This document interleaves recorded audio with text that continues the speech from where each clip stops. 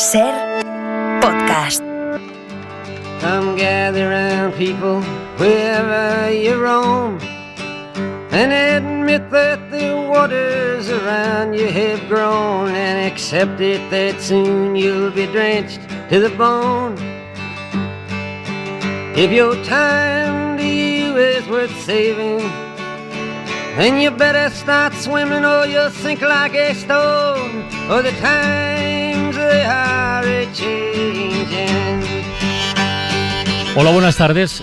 Es muy posible que Donald Trump pueda presumir el próximo lunes, cuando tome posesión como presidente de Estados Unidos, de haber acabado con la guerra de Gaza o por lo menos haberla detenido, porque estoy seguro de que va a ser él quien intente apuntarse el tanto si finalmente las negociaciones para un alto el fuego acaban prosperando. Si eso se confirma, y ojalá se confirme, conoceremos detalles, pues sobre la liberación de rehenes por parte de Hamas, de presos palestinos por parte de Israel, y todo eso estará muy bien, desde luego. Pero estos 15 meses, los que empezaron con un salvaje atentado terrorista por parte de Hamas y han seguido con un genocidio en toda regla por parte de Israel, esos 15 meses ya forman parte de la historia más ignominiosa de la humanidad. Y para darle dimensión, para entenderlo en su contexto real, lo mejor es acudir a las cifras. Todo empezó con los 1.200 israelíes masacrados, más decenas de rehenes que tomaron en su poder los milicianos de Hamas. A partir de ahí, más de 45.000 muertos directos por los bombardeos israelíes, aunque un reciente estudio de The Lancet habla de otras casi 150.000 muertes indirectas por el colapso del sistema sanitario, las infecciones, la desnutrición, etc. Más de 100.000 heridos, 11.000 cadáveres sepultados entre los escombros, casi 2 millones de personas desplazadas de sus hogares. Y así podríamos seguir enumerando el horror con números, pero ni así nos acercaríamos a lo que allí se está viviendo en realidad. Así que lo mejor es acudir al testimonio de alguien que acaba de regresar hace unos días de Gaza, ha estado 10 días, es la presidenta de Médicos Sin Fronteras en España. Paula Gil, buenas tardes, bienvenida a La Ventana. Muy buenas tardes. Oye, ¿cómo estás? Y no es una pregunta protocolaria. ¿Cómo estás? ¿Cómo vuelve una de allí? No estoy del todo bien todavía. Estoy muy preocupada. Ya lo estaba antes de ir, porque tomar la decisión cada día de mantener equipos dentro de Gaza trabajando en las condiciones en las que lo estamos haciendo. ¿Cuántos estáis ahora en Gaza? En total, en todas las secciones de Médicos Sin Fronteras, somos alrededor de 900 personas. Entonces, esa decisión de mantener esos equipos ya era difícil sin saber, sin haber experimentado en primera persona lo que estaba sucediendo allí, pero una vez he ido y lo he visto con mis ojos, pues la preocupación es muchísimo mayor, porque el riesgo que corren estas personas por estar allí, la falta de seguridad, las condiciones de vida, cómo están viviendo nuestros compañeros y compañeras nacionales, el nivel de sufrimiento, de cansancio que tienen, cómo están trabajando en los hospitales, en los centros de salud, más allá de las horas de trabajo, porque no quieren regresar a las tiendas, porque no tienen dónde descansar y prefieren estar trabajando. Pues claro, esto te toca profundamente. ¿Cuántos hospitales siguen funcionando en Gaza? Pues bueno, en realidad... Mal que bien. Mal que bien, hay, se calcula, alrededor de unas 19 estructuras de salud que funcionan de manera... Hablo de todo, estructuras de salud, me refiero a centros de salud, etcétera, que muchos han sido dañados parcialmente, o sea, no están funcionando en su total capacidad. Y claro, esto supone que hay muchísima gente, particularmente toda la gente que antes accedía a los servicios de salud, que tenían enfermedades crónicas, gente mayor y gente con hipertensión, con diabetes, con enfermedades cardíacas, con pacientes con cáncer. Ya no queda ningún lugar donde se pueda administrar tratamiento para el cáncer. Había hospitales oncológicos y servicios donde se podía dar quimioterapia. Ahora no funcionan. Te pregunto cosas muy básicas. ¿Hay anestesia para operar? Hay anestesia para operar en diferentes momentos. A veces sí, a veces no. Depende del humor que tengan las personas que controlan el flujo de la entrada de medicamentos y de ayuda humanitaria. ¿Una mujer que vaya a dar a luz, por ejemplo, cómo se la atiende? En primer lugar, tenéis que pensar que hay un total de cerca de 2 millones de personas viviendo en una zona aproximada de unos 50 kilómetros cuadrados, en la zona de Al-Mawasi, en la zona centro-sur de Gaza. Te hablo de la zona que yo he podido visitar. El norte de Gaza, hay compañeros míos en estos momentos que están trabajando allí, pero yo no he podido acceder. Y la situación es mucho más complicada. y en la zona donde yo he podido estar, pues claro, no se está haciendo un seguimiento correcto de las mujeres embarazadas, porque no hay suficientes servicios de atención prenatal, con lo cual hay muchas más complicaciones a la hora de dar a luz, y hay muchísimo colapso de las estructuras, y una mujer que da a luz al cabo de entre 4 o 6 horas se le manda de vuelta con su bebé a las tiendas o a los lugares donde vive, porque no todo el mundo tiene la suerte de vivir en una tienda. O sea, está la gente que ha conseguido conservar su casa, más o menos, muy pocos, el 10% de la población de Gaza. Hay una parte que aún viven con familiares en edificios semiderruidos. Hay otros que viven en locales, en sitios que han podido encontrar, los que viven en tiendas y luego los que viven en plásticos o que viven incluso debajo de cartones.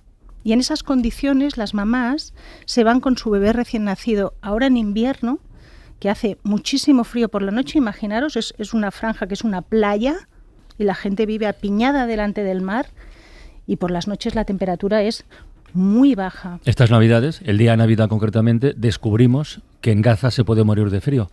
Y son varios bebés los que han muerto ya. Bueno, mis compañeros y mis compañeras que están en la maternidad de Nasser son los que han recibido... ¿Este hospital qué pasa con él? Porque Médicos Sin Fronteras hace días que ha denunciado de manera muy específica lo que está ocurriendo en ese hospital. ¿Qué pasa? Bueno, lo que está ocurriendo en ese hospital es un reflejo de lo que está ocurriendo en el sistema de salud y en el sistema de ayuda humanitaria de Gaza en estos momentos, ¿no? Pensad que todo lo que entra en Gaza, absolutamente todo, es controlado por el gobierno de Israel. Todo. Una caja de medicamentos es controlada hasta el último bote de medicamentos. Ellos deciden qué entra, qué deja de entrar. Cuántos camiones entran, cuántos camiones se esperan, cuánto combustible pasa, cuánto combustible no pasa. No hay unas normas claras, no hay unos criterios claros. Pero habrá alimentos perecederos, por ejemplo. Bueno, todo eso se está pudriendo bajo el sol en la frontera, en Kerem Shalom, y hay toneladas de ayuda humanitaria esperando para entrar.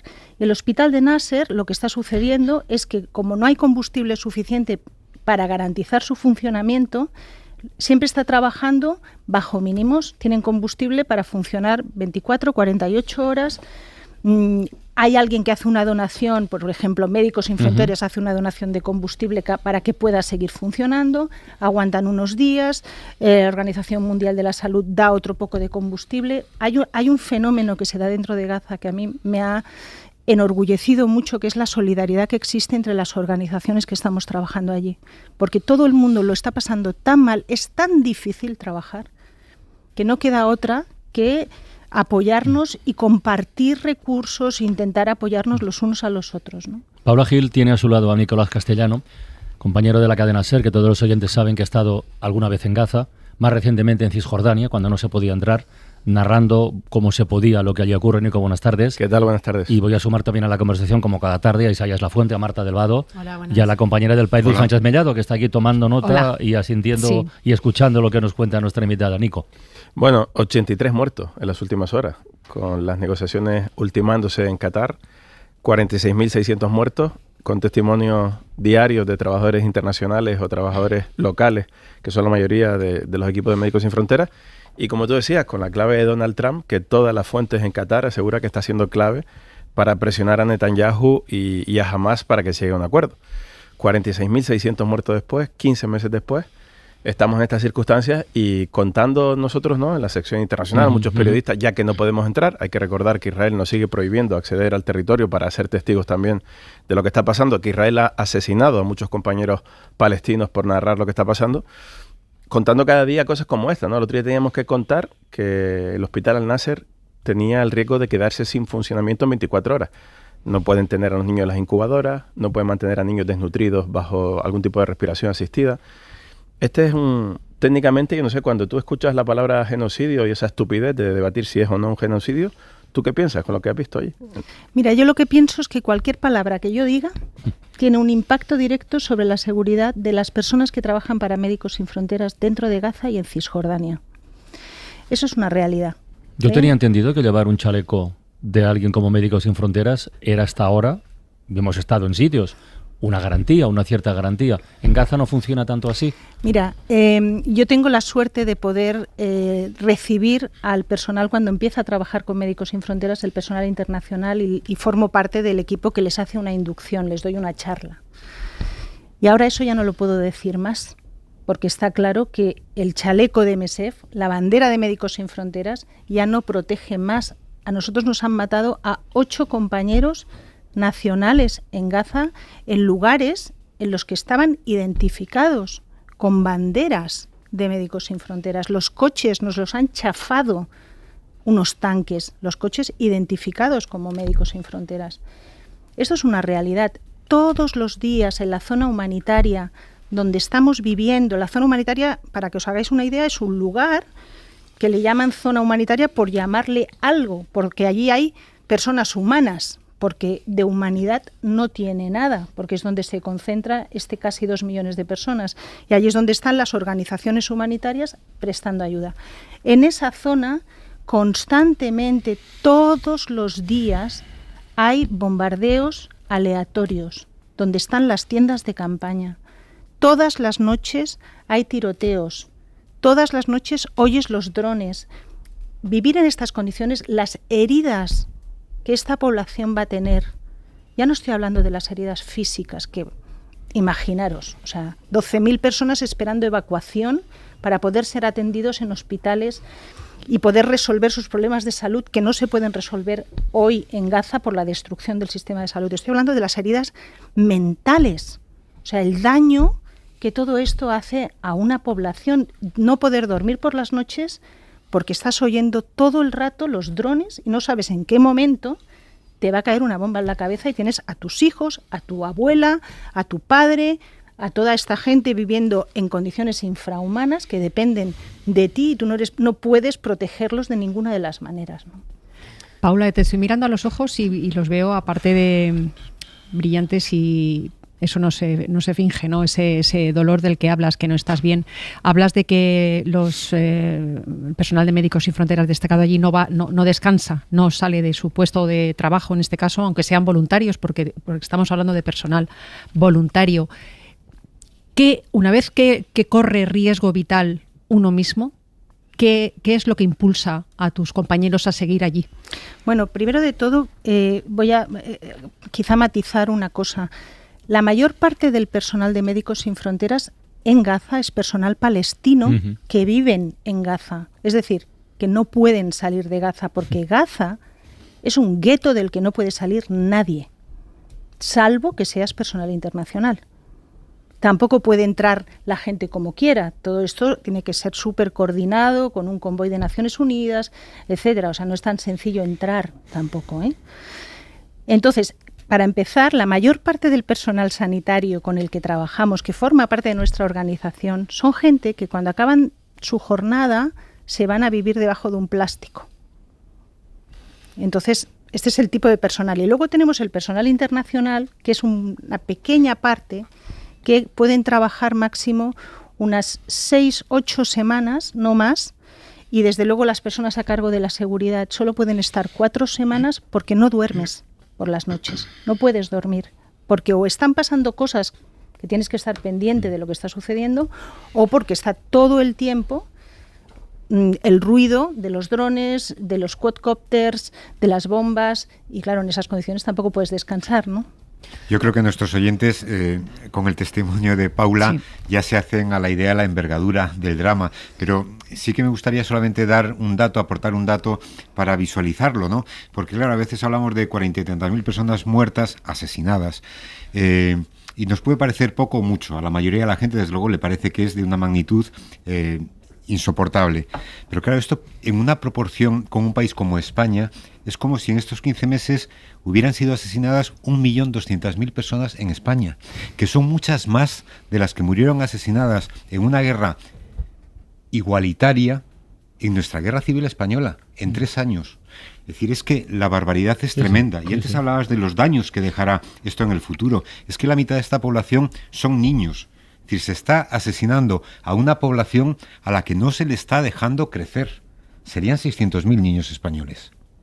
Yo, de hecho, Paula, quería preguntarte sobre la reconstrucción. sobre los espacios. ¿Hay algún espacio, alguna ciudad, Beit Hanun, Jabalia, Han Yunis, la propia ciudad de Gaza, recuperable? ¿Cuánto se estima que se puede recuperar, si es que se puede? Y también por lo emocional. Una sociedad, como la gazatí, ¿cuánto tiempo puede tardar en recuperarse de algo así? Si se acabara hoy esto, hoy, de hecho se ha acabado, no hay más bombas. Bueno, hoy. Esperemos, ¿no?, que hoy anuncien un parece alto que hoy fuego. todavía no, pero si se acabara hoy... Bueno, si así fuera, a ver, ¿cómo os lo puedo explicar? Yo creo, mira, que no conseguimos explicarlo bien. Yo creo que a pesar de que yo haga aquí mismo todo el esfuerzo posible por explicarlo, es que no lo conseguimos, no lo conseguimos. El nivel de destrucción es tal que yo te diría que lo único que se aguanta en pie es la esperanza de la gente y las ganas de sobrevivir. Eso es lo que se aguanta en pie. La mayor parte de la Franja de Gaza está arrasada. Y cuando digo arrasada es que no queda un edificio en pie. Es escombros y edificios que están a punto de caerse donde todavía vive gente. Hay algunos barrios que se han preservado de momento. Toquemos madera, esperemos que no los destruyan.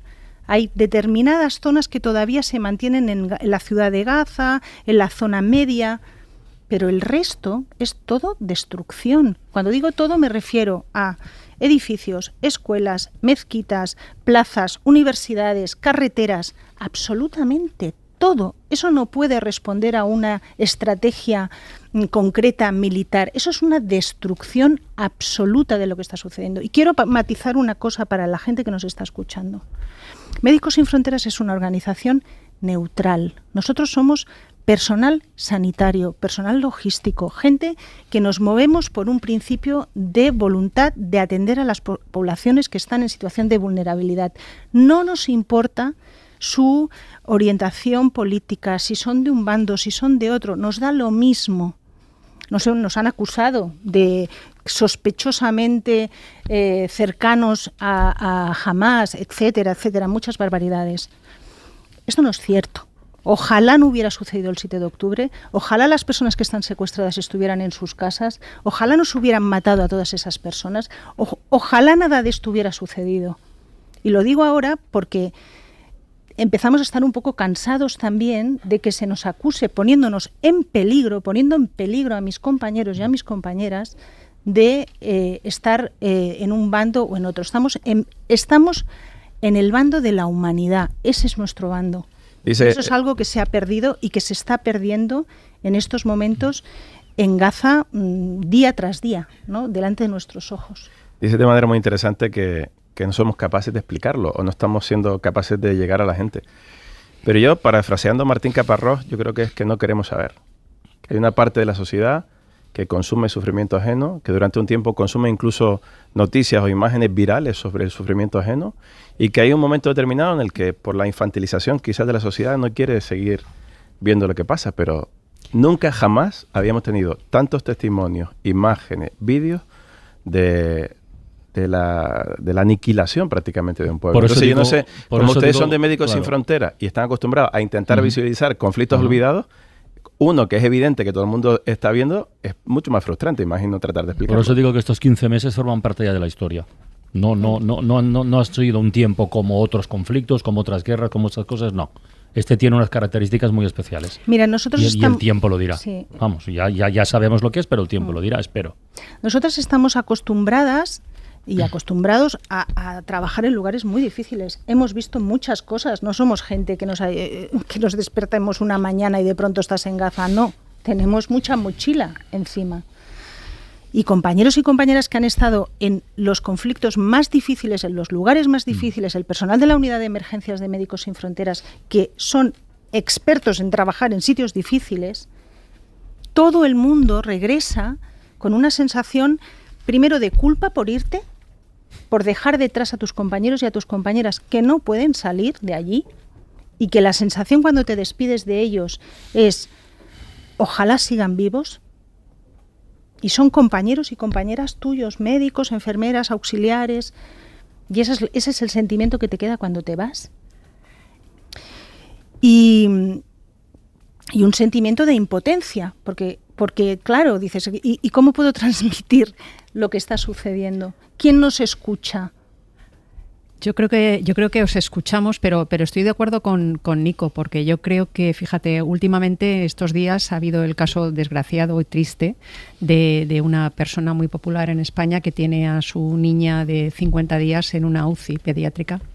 No sabemos por qué, pero hay programas que están en directo delante de ese hospital, retransmitiendo minuto a minuto las visitas a esa niña por parte de su familia, ¿no? Una niña de 50 días. Aquí estamos hablando de decenas de miles de niños. Yo creo que no sé si estamos curados de espanto, no sé si queremos mirar a otro lado, pero creo que no hay que dejar de hablar de ello. Y quería preguntarte, cuando volvéis, en tu caso particular, tus compañeros, los que sí pueden salir, los que sí regresan, ¿cómo os cuidáis? Bueno, lo primero de todo, yo creo que lo más importante es responder a la promesa que haces a tus compañeros y compañeras nacionales, que es relatar lo que has visto. Eso es lo primero, y eso yo creo que es la mejor manera de sobrellevar esto, ¿no? Que es poder compartir la situación y hacer entender, pues, al mundo que esto es una cuestión que va más allá de cuál sea tu posición política, tus ideas. O sea, esto es una cuestión ya de humanidad más básica, ¿no? Y esto es lo que tenemos que hacer entender al mundo, que esto pues ya vale, ya está, ¿no? Hablabas del tema de la reconstrucción, ¿no?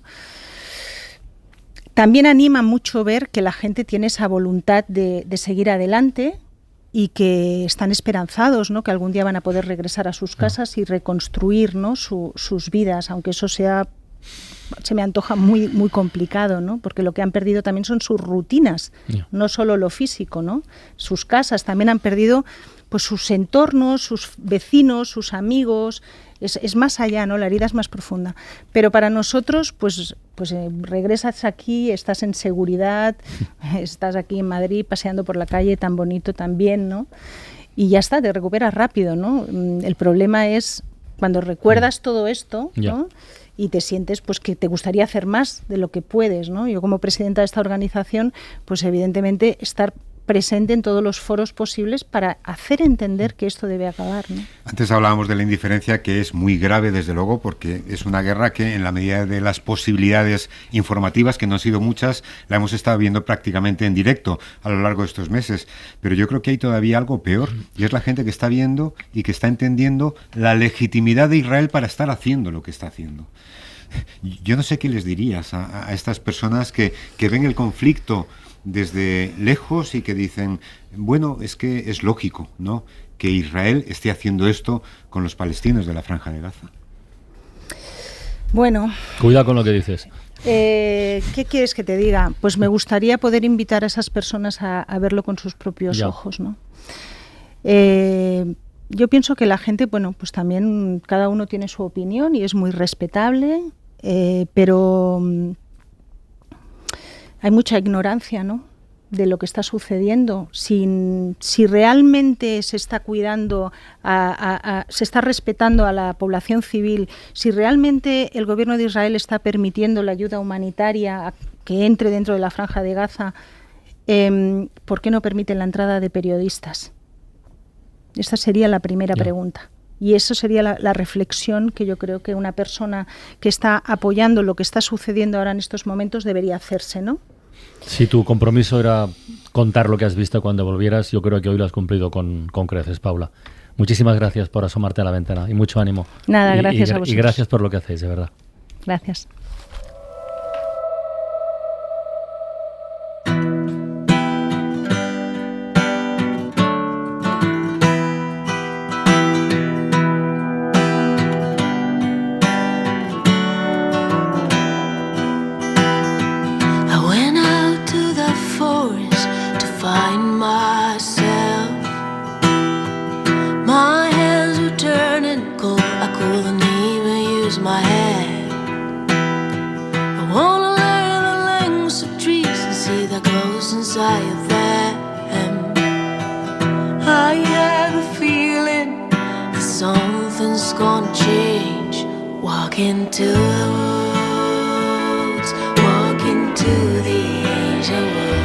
Walk into the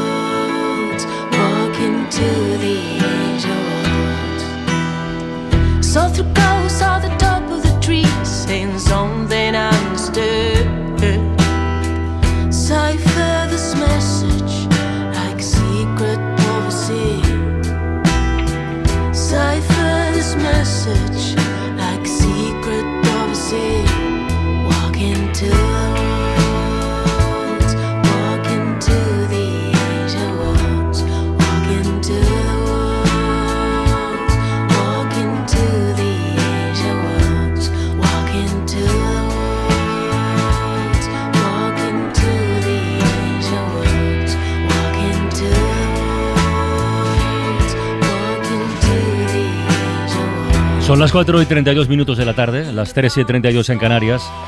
Ayer a esta hora estábamos hablando de los incendios de California, de los incendios de Los Ángeles. Hablábamos con un experto que, como casi toda la gente que entiende de estos asuntos, vinculaba la voracidad de estos fuegos con el cambio climático y con sus causas, ¿no? Hay muchas maneras de aproximarse a este asunto. Hay muchos sistemas para medir los efectos y la evolución de este cambio climático que es tan evidente, aunque exista todavía una gran corriente negacionista.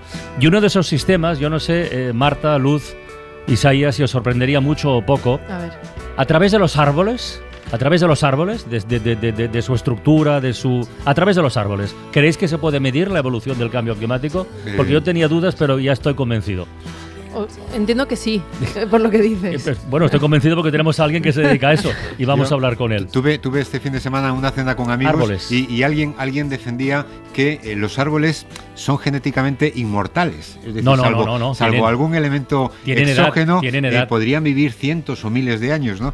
Y tuvimos una discusión ahí muy interesante. Bueno, pues dile a tus amigos que no, que los árboles viven mucho más que nosotros, pero tienen una edad y depende de la zona en la que estén, pues viven más o menos años. Desde hace más de una década, hablando de años, la Fundación BBVA concede las becas Leonardo de investigación científica y creación cultural. Esta lo hemos hablado muchas veces aquí en La Ventana, por ejemplo con Javier Gregory. Javier, buenas tardes. Hola, buenas tardes. Súmate a la conversación, porque además esas becas dan ayudas a multitud de disciplinas, desde las ciencias básicas a la ingeniería, pasando por la música, la creación literaria, etcétera, etcétera.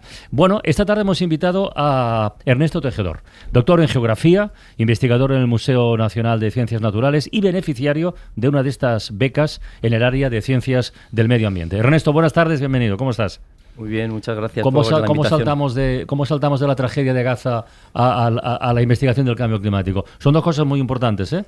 No hace falta establecer jerarquía, pero las dos lo son. ¿Cómo saltamos de una cosa a otra? Te he visto hoy escuchando atentamente. Sí, es complicado porque la verdad que se queda el corazón encogido después de estos testimonios. Pero bueno, también el cambio climático es un tema importante que nos afecta a todos y bueno, como decías, hay muchas maneras de estudiarlo. Y bueno, pues nosotros en el museo ahora estamos estudiándolo con una perspectiva más amplia, que es la que nos aportan los árboles. Empieza, por favor, por aclarar a los amigos de Isaías que los árboles sí tienen edad. Sí tienen edad. Yo no sé muchas cosas, pero esa la sé. Especies pueden llegar incluso a 3.000, 4.000, incluso 5.000 años a algunas especies, sí. Pero en España no tenemos... ¿Los árboles españoles de promedio cuánto viven? Los árboles españoles. Los árboles que hay en España, ¿cuánto viven? Los más longevos seguramente estén en Cazorla, que son unos Pinus nigra que tienen vivos 800 años o así, 800, 900, tenemos algunos, sí. Esos son los más longevos y de los más longevos de Europa también vivos. ¿Por qué te llaman el Señor de los Anillos?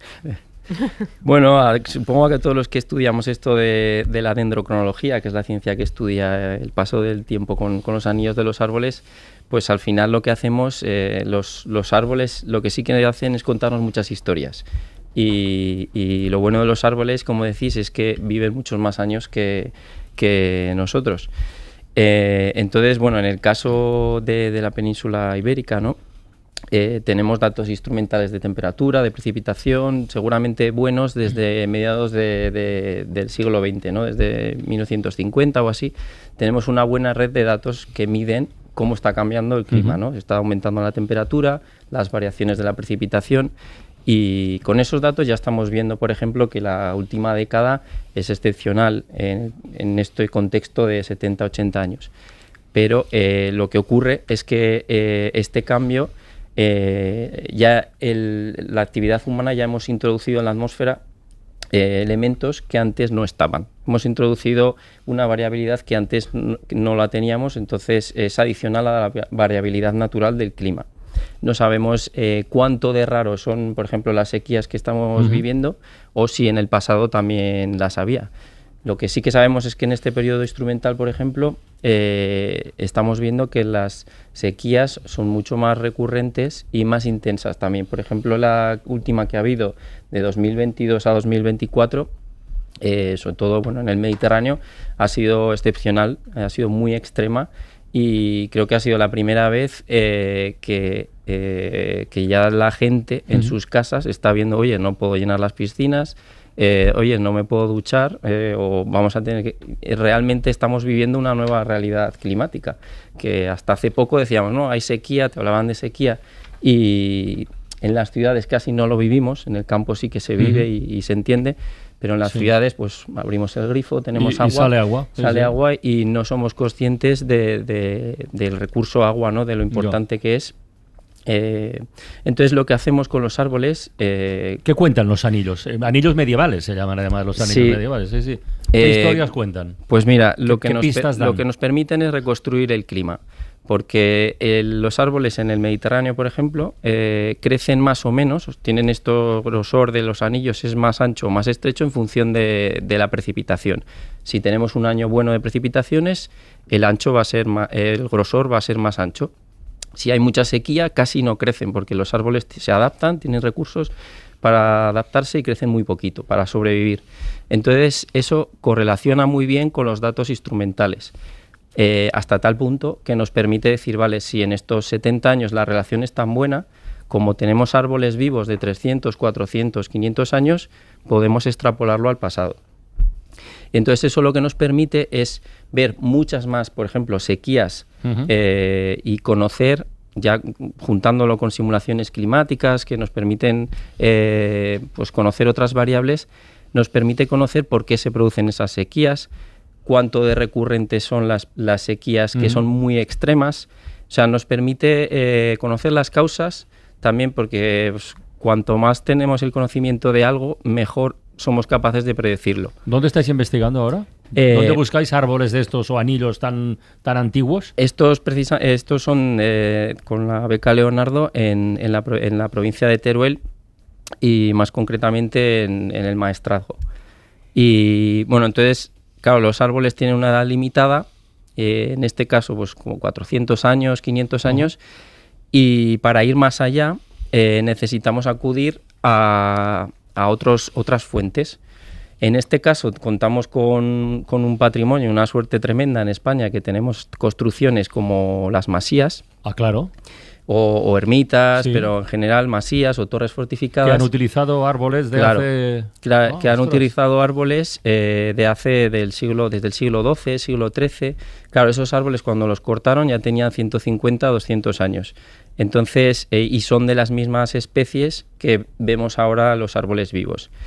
Estos árboles, los vivos y los de entonces, generan estos patrones que son como un código, como si fuera su ADN, de más, menos, y es como un puzzle. Vamos uniendo piezas, y como también hay masías de diferentes periodos, desde el siglo XII hasta el siglo XVIII-XIX, podemos ir a esas vigas de esas masías, coger muestras parecido a como las cogemos con los árboles, que por cierto no los matamos, es una muestra muy pequeñita de 5 milímetros, y entonces... ¿Puedes leer los anillos sin talar el árbol? Sí, eso es.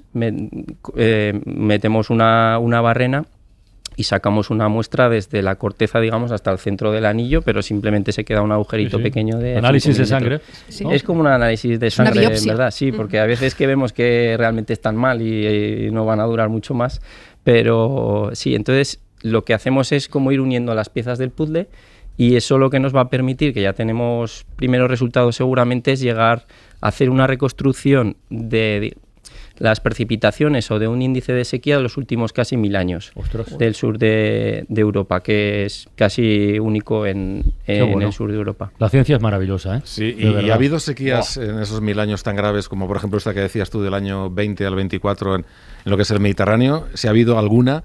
Y después, con el cambio climático, que el clima en España se está africanizando, ya hay especies de pájaros como el elanio común que vivían en África y han dado el salto. Hay, por ejemplo, nuevas especies que vivían en el desierto del Sáhara y que ya anidan en España. ¿Los árboles están en peligro en la península ibérica? Bueno, hay árboles que se están adaptando muy bien y otros árboles que están sufriendo más. Por ejemplo, los árboles que son más sensibles a la temperatura, los que están más en zonas muy altas de montaña o en los Pirineos, hay años que lo pasan peor si las temperaturas son demasiado altas. Y estos también, de hecho hay años que llamamos que tienen anillos perdidos o missing rings, porque por alguna zona del árbol ese árbol no crece, como un mecanismo de adaptación o resiliencia. Esto sí que se ve, hay un montón. Pero bueno, decir si están, al final se van adaptando, se solapan especies unas con otras, cambian los pisos de distribución. Sí. Pero luego viene un gran incendio y lo volvemos ¿no? Estoy flipando, la verdad, porque claro, la historia que te cuenta un árbol tiende la imagen popular de que cada año es un anillo, ¿no? Cada año es un anillo. Es que estamos hablando de 800 anillos en un árbol. Lo bueno es que el árbol ha estado en el mismo sitio durante 800 años registrando las condiciones medioambientales de ese sitio. El árbol no se ha movido y tampoco tiene ningún signo político. Cada año deja una huella como si fuera pues es una cicatriz en la corteza o tal. Cada año es un anillo. Sí. Entonces, estas masías que estáis visitando o estos edificios de patrimonio conservan los anillos, no se degradan con el tiempo, mi pregunta. No sé, tú vives realmente en un no sé si decir en un museo o en un centro de ciencia. Las personas a las que estáis visitando, ¿cómo se quedan?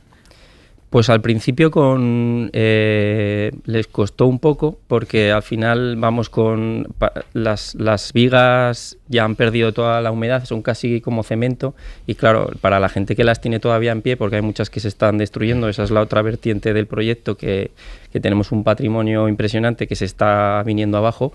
Las personas que accedieron y que van a acceder a mostrarlo, pues luego ven al final que dejas un agujerito, le pones un tapón y ya está. Y ya está. Las vigas se ven los anillos perfectamente igual que los vivos, lo único que ya son casi como cemento, porque llevan, pues fíjate, 500, 600, 700 años ahí. Y este proyecto sería ampliable, digamos, a todo el arco mediterráneo, en donde a lo mejor hay edificios más antiguos que estos con los que estáis trabajando, y que permitiría, por lo menos por aproximación, saber no la temperatura o el clima en 1000 años, sino incluso más atrás. No sé si nos podremos ir más atrás del año 1000 por tema histórico, pero no sí. No está mal. No está mal, ya cogemos bastante periodo, sí, para tener una representación amplia de diferentes momentos en la historia. Luego hay otra vertiente que es la socioeconómica, de qué pasó en esos periodos de sequía. Pues por ejemplo, no nos tenemos que ir tan lejos. A principios del siglo XIX una gran sequía en Cataluña parecida a la actual, 1820-1824. La década de 1640 también fue muy extrema. Y eso lo vemos también en otros documentos históricos que son las rogativas, que eran ceremonias que realizaban pues, los ayuntamientos y las iglesias para... ¿Aún se hacen? Aún se llegaron a hacer, sí, ya de manera más simbólica, pero entonces la hacían porque realmente creían en ellas. Y las rogativas pro pluvia, que eran las que se realizaban para que lloviera, las de mayor nivel, ya las de hacer procesiones, etcétera, casi siempre coinciden también con los anillos de los árboles. O sea, cuando los anillos de los árboles son muy, muy pequeñitos, coinciden con una de estas. Entonces son como dos fuentes que nos permiten validar independientemente que pues, hubo sequías. Oye, Ernesto, nos encanta esta conversación contigo, pero hace un momentito Javier ha citado de pasada el mundo de las aves, el mundo de los pájaros, y resulta que desde hace muy poquito tenemos ya el nombre del ave del año en España.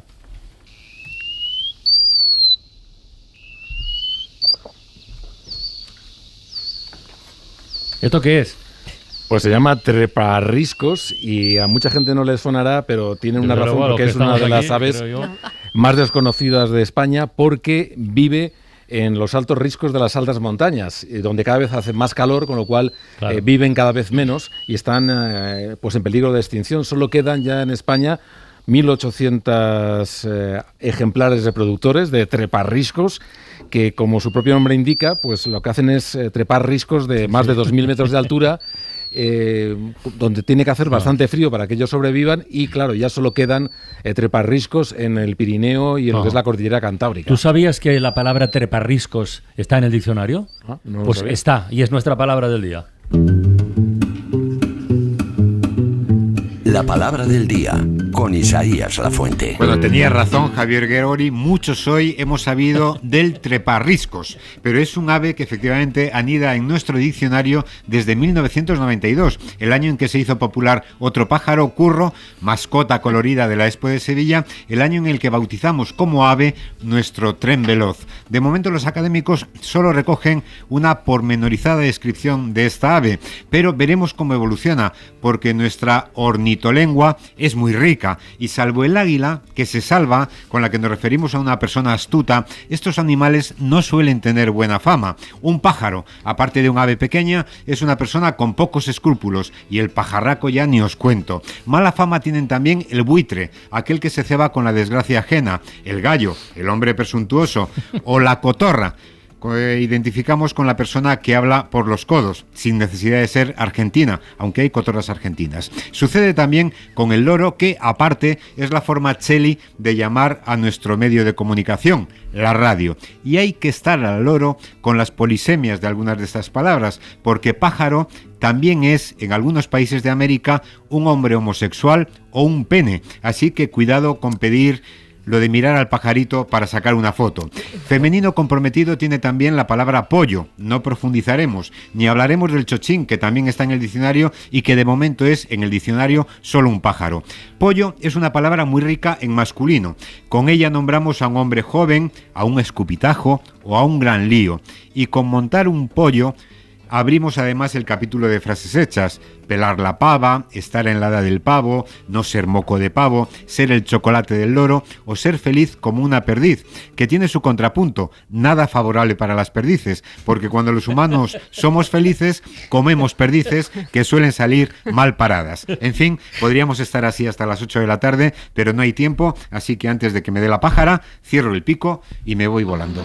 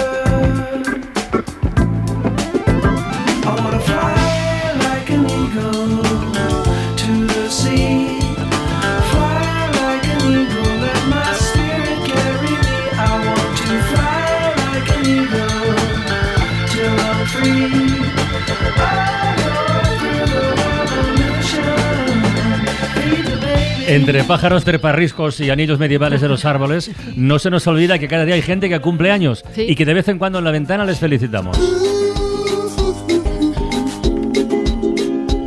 Alguien dijo que lo importante no son los años, sino la vida de los años.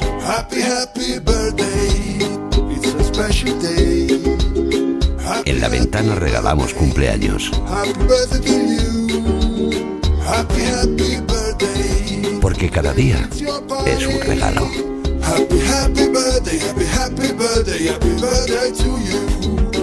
Manuel Fuentes, felicidades. Muchas gracias. Felicitats. Equipo. Hombre, muchas gracias. 54 añitos, bien, ¿no? 54 añitos y mucha ilusión de estar con vosotros hoy. Bueno, ya sabes que esto de los cumpleañeros es un clásico en la ventana. Ya, pero pues ser yo protagonista hoy con vosotros me hace mucha ilusión, porque sois tan buenos que me habéis pasado las preguntas y te van a preguntar cuál es el cumpleaños mejor de tu vida. Pues venga, mira. Tengo que pensar. Mira, pues ya está. Pues esta es la primera pregunta de nuestro test cumpleañero. Ya sabes que es pregunta-respuesta rápida, ¿eh? Venga, va. Pues mira, la respuesta rápida te diría que es este año. Este año.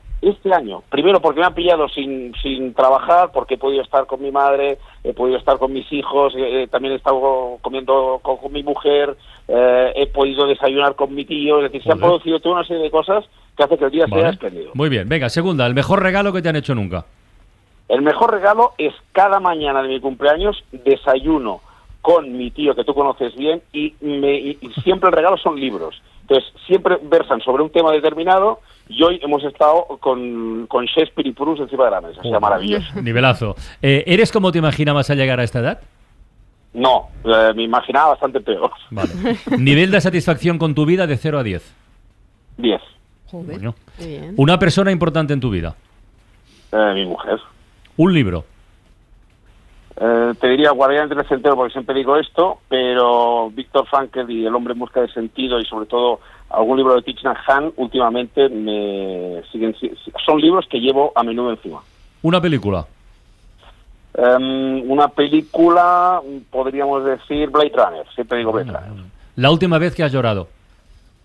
Viendo La casa en llamas hace una semana con mi mujer y mis hijos. Muy bien. ¿Un deseo para este año, Manel? Por ponerme en forma, porque tuve la hernia en la espalda y ahora todavía estoy renqueante. Bueno, y una canción, venga, te la regalamos nosotros. Shooting Star de Bob Dylan. Hola, ¿y eso por qué? Porque yo creo que la vida es fugaz, como como en esta canción Dylan, y porque como he desayunado con mi tío, que es gran fan, Sí. la compartiremos hoy. Pues hemos abierto la ventana con otra canción de Bob Dylan, que lo sepas. Ah, sí, Sí. pues hoy os he pillado mordidos Sí. porque me he ido a comer con mi familia a un japonés estupendo. Hemos abierto con los tiempos están cambiando, que están cambiando y mucho. Maravilloso. Y no siempre para bien. Felicidades, Manel, cuídate mucho, guapo. Que vaya todo bien, Besos. gracias. Chao, adeu, adeu. Chao.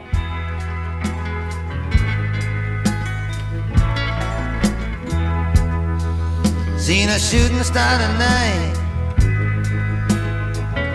and I thought of me. If I was still the same, if I ever became what you wanted me to be. Did I miss the mark, overstep the line that only you could see? Seen a shooting star tonight, and I thought of me. ¿Nuestro invitado qué día cumple? ¿Cuándo cumples, Ernesto, por curiosidad? 31 de marzo. 31 de marzo. Bueno, Al caer. pues Estaba igual- pensando, porque la entrevista con Ernesto ha sido muy inspiradora, claro, estaba pensando que si Manel fuera árbol con 54 tacos, ya sería un poco también el Señor de los Anillos, ¿no? ¿Hay traducción de la edad del ser humano con la de los árboles, como igual que se hace con los perros? No, No, 1 a 1. Esta equivalencia no existe, es 1 a 1, ¿eh? Lo que sí que es verdad que hay veces que árboles que no son muy grandes pueden ser muy viejos. Hay veces que dices, uy, ese árbol sí tiene el tronco pequeñito y tal, pero nosotros ya los vemos la corteza muy peladita y tal, igual Muy tiene bien. 400 años y es así. Muy tiene... bien. Ernesto Tejedor, doctor en Geografía, investigador y beneficiario de una beca Leonardo de investigación científica en el área de ciencias del medio ambiente. Muchísimas gracias por darnos clase en la ventana. A vosotros. Venga, por Luz Sánchez invitarnos. Mellado, hasta la próxima Hasta el semana. martes. Cuídate mucho. Javier, un abrazo. Chao. Hasta la próxima. Para no perderte ningún episodio, síguenos en la aplicación o la web de la SER, Podium Podcast o tu plataforma de audio favorita.